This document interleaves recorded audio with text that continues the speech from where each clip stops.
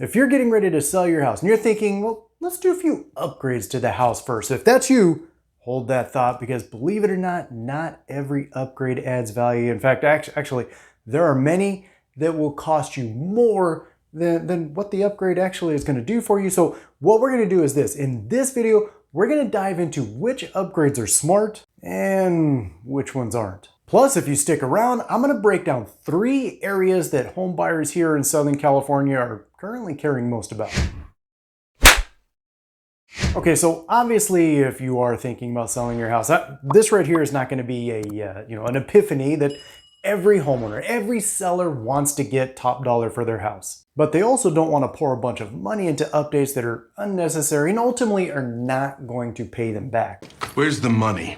The trick then becomes knowing where to invest and maybe more importantly, where to stop. So here's where I find too many people overspending with their house, and that is the kitchen. So here's my list of do's and don'ts when it comes to the kitchen. Do, putting fresh paint on the cabinets as long as the cabinet's still in good shape. Of course, stay with neutral colors like white or beige to help brighten up the space.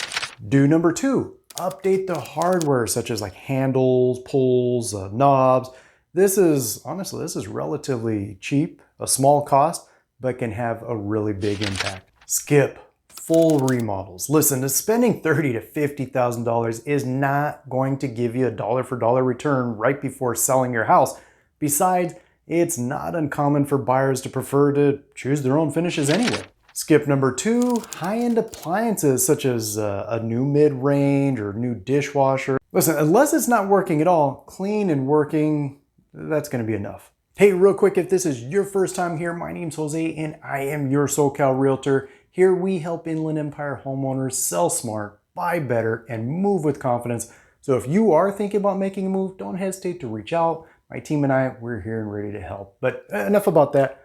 Let's go ahead and get back to the rest of the video. When it comes to the bathrooms, here are my do's and don'ts for that. Do, I would replace older fixtures such as maybe old faucets or old shower heads, or even if you have older vanity lights. Do number 2, recaulk tubs and showers. I cannot tell you how much having clean, fresh lines helps when it comes to telling a buyer that this is a well-maintained house. Do number 3, I might even swap out outdated mirrors for just simple framed ones. Major skip, luxury spas or showers or high-end tile. This is quite expensive, and trust me, you are very unlikely to recoup that cost. Unless your house is in the luxury market, yeah, this really is a major skip. The flooring for your house, that's your house's first impression. I mean, think about it. When they come to see your house and they open that door, what's the very first thing that they see? Floor. Yeah, the flooring that leads into your house. I mean, the flooring that they're getting ready to step on. So here are my do's and don'ts when it comes to the flooring. Do, if your carpeting looks really bad, meaning it's really worn out in areas, then you may want to consider replacing it. But again, only if it's really worn out. Otherwise, my recommendation here is you're probably going to be better off just having it clean. Also do, if you have hardwood flooring in your house, you should only consider refinishing it if it's really scratched or dull.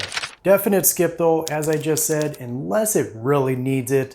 I would not go and replace the carpet. I would not go and replace the tile because honestly, that's a pretty big price tag with a pretty small return.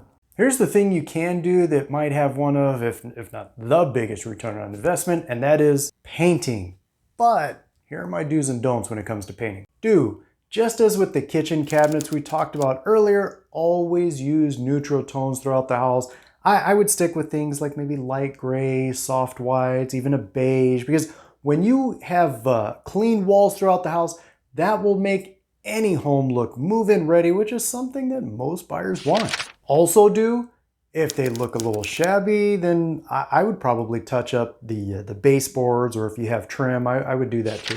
Definite skip though.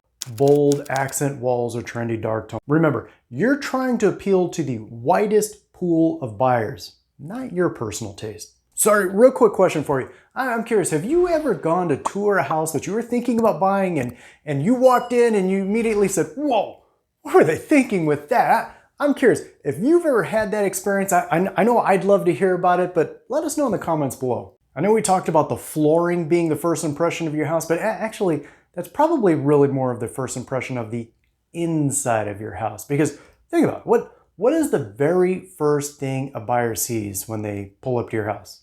Why don't you just tell us now? The outside. It's the curb appeal for your house. And truthfully, this really might matter more than most people really think about it, because you hear about it, it's kind of trendy, ooh, curb appeal is important, but it really is important, because the last thing you want, you do not want a buyer pull up to your house, they park at the curb, they look at your house and they go, right? And they haven't even opened up the front door yet. Of course, here are my do's and don'ts when it comes to the outside. Do number one, I would make sure that you have fresh mulch, assuming you have mulch outside, but I would make sure that you have fresh mulch in any of the flower beds, planters. Make sure that the hedges are neatly trimmed. Maybe even consider adding some just very simple flowers out in the front. Another do, if it could use it, I'd probably power wash the driveway just to make sure that it's nice and clean and inviting. Hard skip right here, expensive landscaping redesigns or adding features to the yard like fountains or other things like that.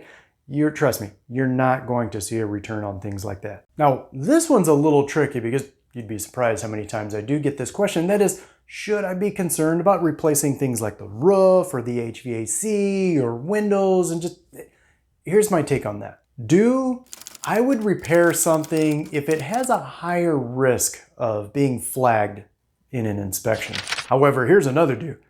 I might just offer a credit for those types of things instead of actually replacing it. Honestly, it's not uncommon for many buyers to prefer to pick their own upgrades anyway. Definite skip.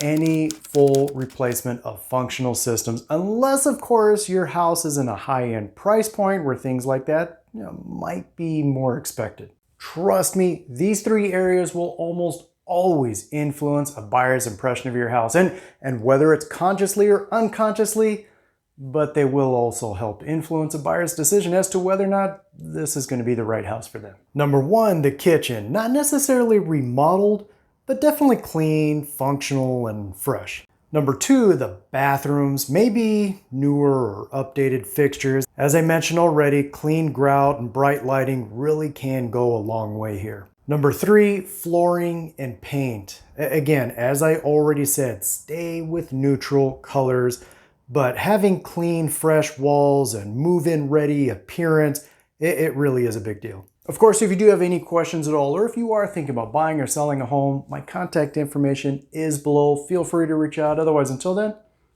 catch you on the next one.